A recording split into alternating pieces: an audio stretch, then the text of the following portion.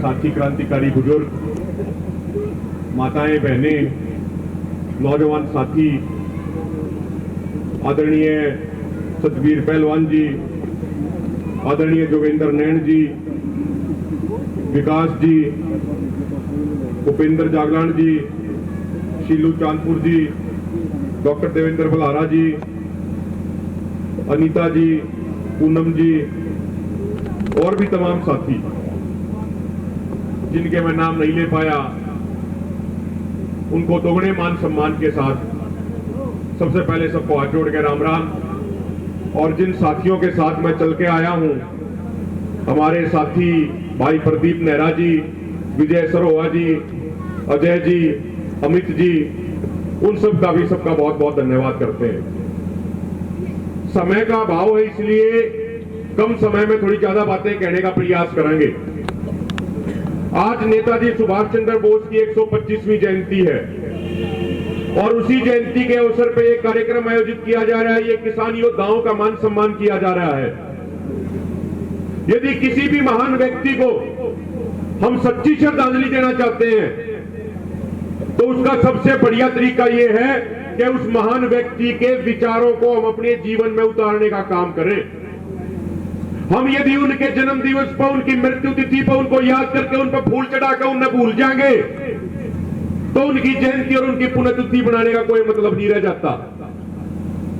यदि किसी को सच में श्रद्धांजलि देनी है तो हमने उसके विचारों को याद करना होगा। नेताजी सुभाष चंद्र बोस के जो 3 अंगरक्षक बॉडीगार्ड होया करते, एक उसमें हिंदू था, एक सिख था, एक मुसलमान था।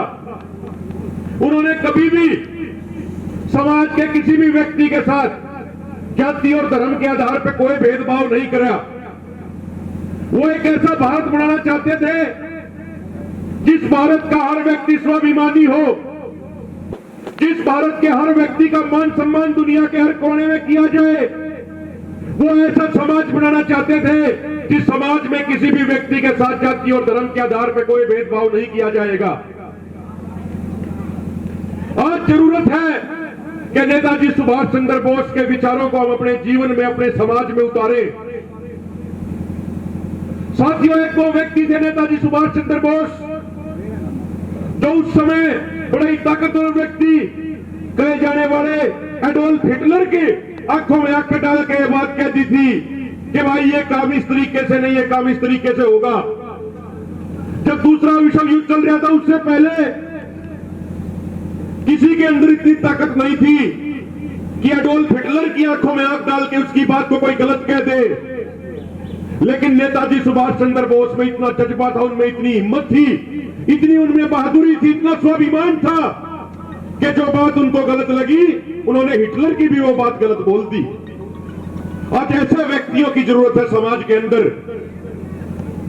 आज ऐसे पंचायती व्यक्तियों की जरूरत है जो सही को सही कहें और गलत को गलत कहें। उनके इस बात का कोई फर्क नहीं पड़ना चाहिए कि भाई जो गलत कर रहा है वो मेरा भाई है, मेरा भतीजा, मेरा अपना है कि नहीं है।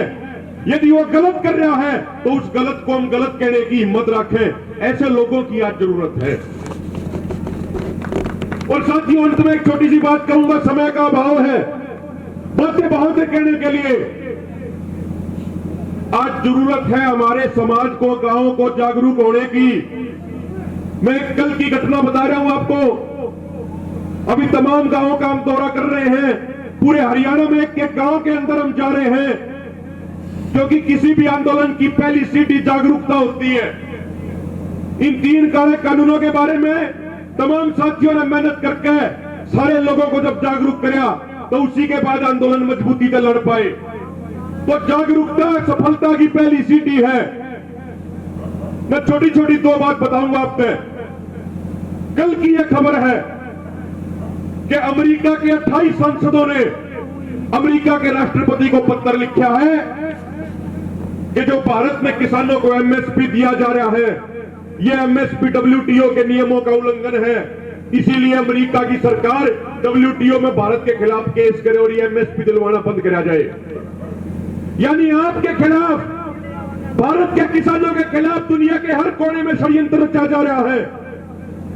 हमें यह बात तय करनी होगी, हमें अपनी सरकार को यह बात बतानी होगी कि भारत के किसानों के भाग्य का फैसला अमेरिका के संसद या अमेरिका की संसद में बैठकर आदमी नहीं करेंगे।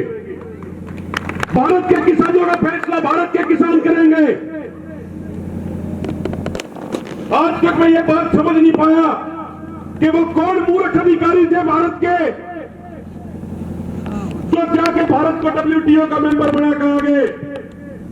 तो ये 3 कृषि कानून जिनके खिलाफ आपने लड़ाई लड़ी, इसके पीछे भी WTO और IMF जैसे संस्थानों का दिमाग था।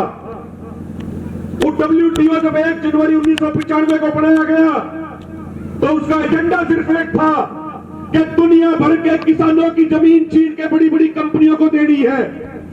यह उसका एकमात्र एजेंडा था। उसका एजेंडा था कि दुनिया के किसानों को बर्बाद करके उनका मजदूर बना देना है।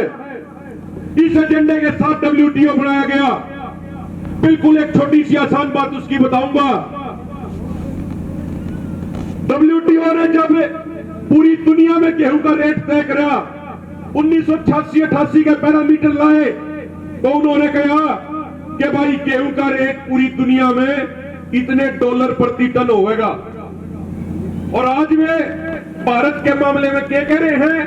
वे कह रहे हैं कि भाई भारत का पैरामीटर तो आज रुपया प्रति टन हो जाएगा। मेरे बुजुर्गों एक बात बताओ, उस टाइम $1 में 10 रुपया आया करते, आज $1 में 75 रुपया हुए हैं। और जो पंचायती बात है कि भाई 6 महीने पहले हमने किसी चीज जिस पैरामीटर के आधार पर मापी, आज भी वह चीज उससे पैरामीटर पर मापनी चाहिए। यदि आज हम किसी का वजन किलो में मापे हैं तो 6 महीने बाद भी उसका वजन किलो में मापा जाना चाहिए। यह नहीं होना चाहिए कि आज फलाना आदमी 70 किलो का है और 6 महीने बाद से कहा भाई वो आदमी 1 क्विंटल का हो गया।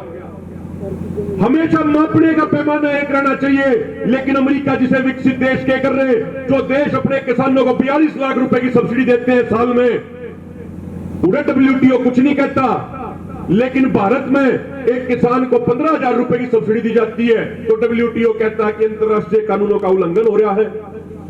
साथियों, आपको लड़ाई लड़ने के लिए तैयार रहना होगा। बातें बहुत थी कहने के लिए, लेकिन समय का अभाव है। फिर कदे बातचीत करेंगे, फिर कदे चर्चा करेंगे, और भी बहुत सारी बात आवेंगी। लेकिन निवेदन आपसे एक करे है, जो भाईचारा इस आंदोलन ने स्थापित कराया है, उस भाईचारे को बना के रखो। ये आंदोलन की जो जीत है, ये समाज के जागने की शुरुआत है, अंत नहीं। एक बात और तय है कि 2024 के लोकसभा चुनाव से पहले देश में फिर दोबारा आंदोलन होगा। आंदोलन होना दोबारा तय है।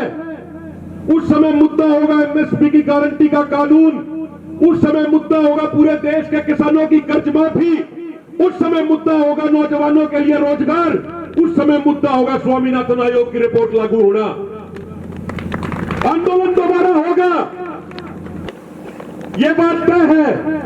सारे गांव के बैठे हैं, सारे के घर में जवान बालक हैं, सारे बालक 2-2, 3-3 साल दिल्ली के मुखर्जी नगर में कोचिंग करके आवे।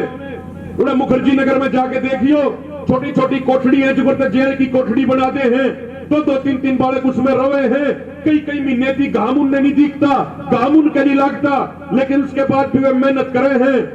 कड़े सांस नहीं आ सकता, उड़ेने के वे मेहनत करे हैं, या सोच के कि भाई नौकरी मिल जाएगी, बाल बच्चे पढ़ जाएंगे। लेकिन पहली बात, यह सरकार वैकेंसी नहीं काटेगी, वैकेंसी काट देगी। छोरा बढ़िया पेपर देगा होगा, कोई लड़का होगा लड़की होगी, बढ़िया पेपर देकर वे आवेंगे और शाम में अपने माता पिता तक कहेंगे कि ईब के तो बात बन जाएगी, पेपर बढ़िया हो रहा है।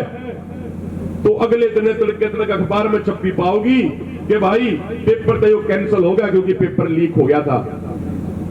अगर वो पेपर लीक ना होया, लिस्ट में उनका नाम आ गया, तो फिर ज्वाइनिंग नहीं कराओगे।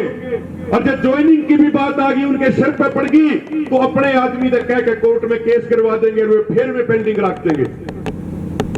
तो साथियों, आज जरूरत है सारा भाईचारा जो एकजुट रहे, सारे लोग रल मिलकर रहे।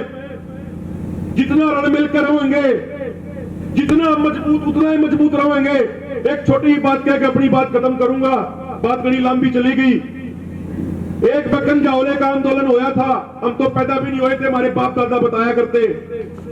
जब 1978 के आसपास जब कंजाओले का आंदोलन होया, मुरारजी देसाई प्रधानमंत्री होया करते, तो उस टाइम जब हरियाणा की पंचायतों की बैठक होया करती उस मुद्दे पे, तो प्रधानमंत्री से लेकर सरकार के निचले आदमी तक की पिंडी कांपा करती कि भाई ये हमारे इलाके के जमींदार किसान चौधरी इकट्ठे हो गए, ये बेरानी के फैसला लेकर उठेंगे, उनके हालत के नीचे पानी नहीं उतरा करता। यह आपकी इज्जत थी। इस आंदोलन ने दोबारा तो उसी इज्जत को बढ़ाने की दिशा में आगे बढ़े हैं हम। तो इज्जत हमने बनाकर रखनी है, सारे ने एकजुट रहना है, छोटी मोटी किसी बात को आपस में कोई झगड़ा नहीं करना। बहुत बहुत धन्यवाद, समय ज्यादा ले लिया उसके लिए हाथ जोड़ के माफी मांगू हूं। तो आप सबका बहुत बहुत आभार, बहुत बहुत धन्यवाद। पूरे खट्टर टोल की कमेटी का जितना हम धन्यवाद करेंगे उतना ही कम होगा।